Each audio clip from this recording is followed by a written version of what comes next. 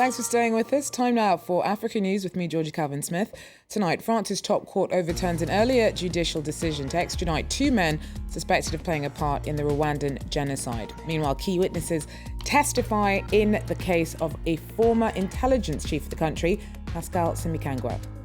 Also, Nigeria's president comes in for more criticism. Residents of a town in the northeast are furious that security forces withdrew checkpoints ahead of a bloody attack by Islamist militants on a local school this week. And one of the most high-profile Ugandans to slam a tough new anti-gay law, opposition leader Kizza Besigye says President Yoweri Museveni is trying to divert attention away from more pressing domestic problems. First up, France's top court has overturned an earlier judicial decision to allow the extradition of two Rwandans suspected of playing roles in the 1994 genocide.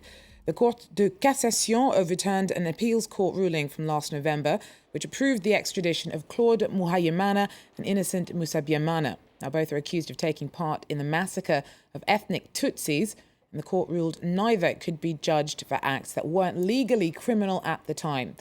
It also upheld a ruling rejecting the extradition of Rwanda's deputy army chief of staff when the genocide took place. Meanwhile, the Paris trial of former Rwandan army captain Pascal Simbikangwa is being closely followed by genocide survivors. Eyewitnesses have begun testifying against former Rwandan military officer Pascal Simbikangwa in a crucial phase of his trial in Paris. He stands accused of involvement in genocide in Rwanda. Valerie Bemeriki testified by video conference from Kigali. In prison for life, she had been a journalist at Radio 1000 Collines, or 1000 Hills, that incited the massacre of Tutsis.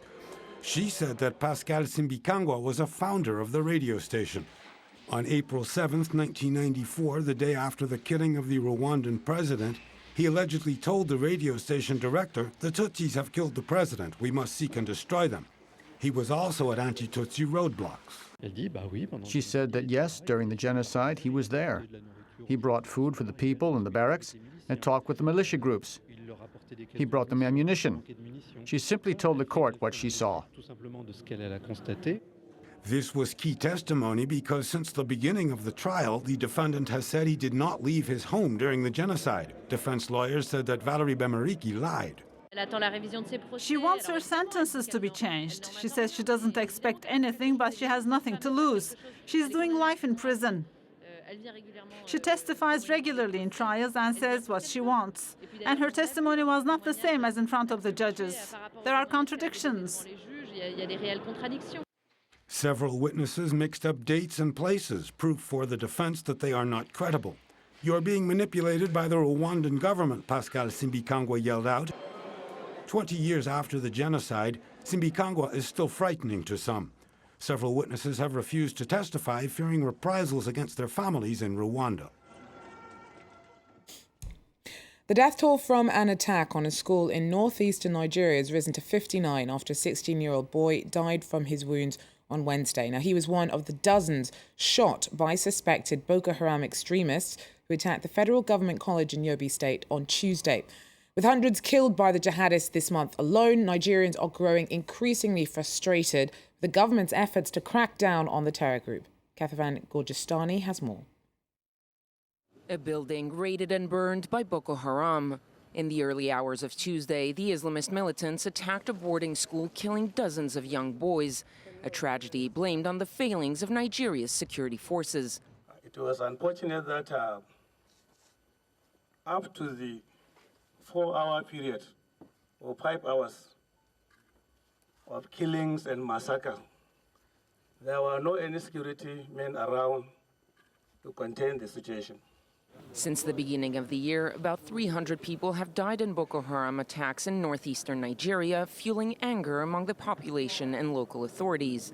Last week, the governor of neighboring Borno State claimed Boko Haram was better armed and more motivated than the Nigerian army.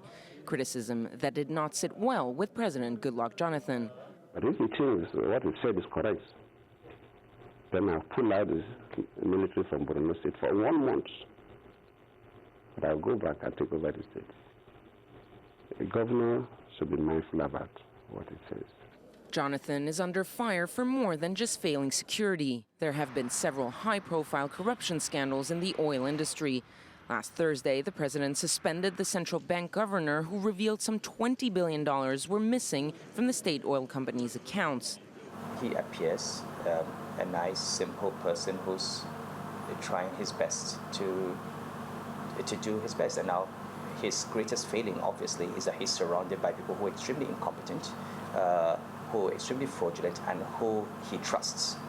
The president's allies are also jumping ship. Former Vice President Atiku Abubakar joined the main opposition party earlier this month. So far, 5 state governors and dozens of lawmakers have also defected.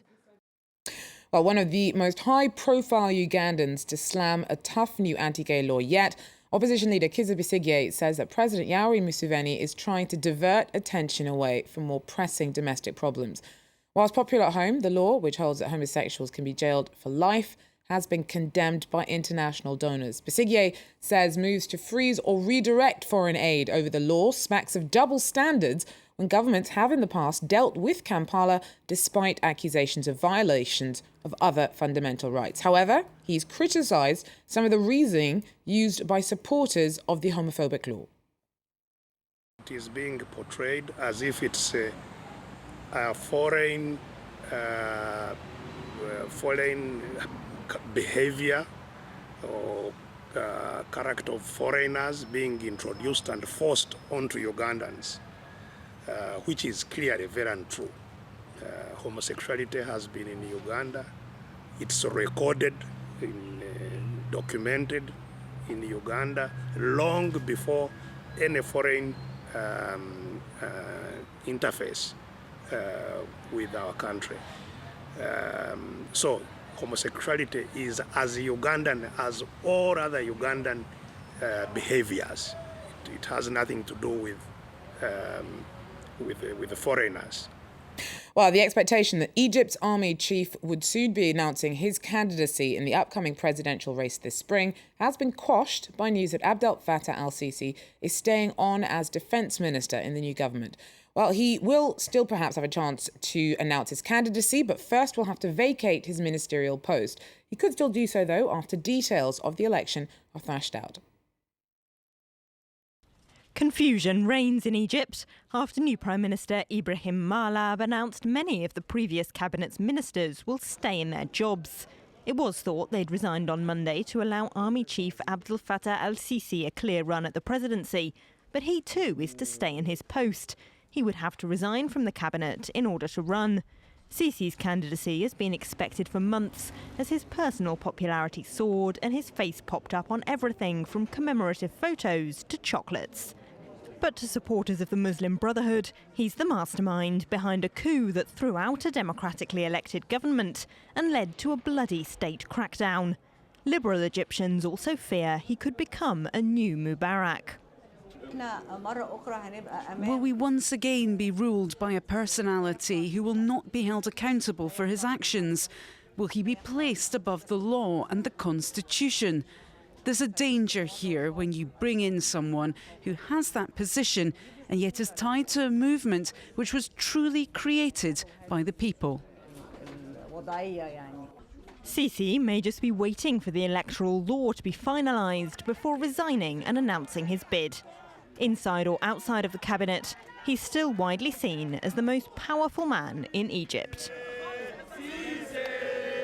That wraps up African News for me. I'll be back, though, with more tomorrow. Take care.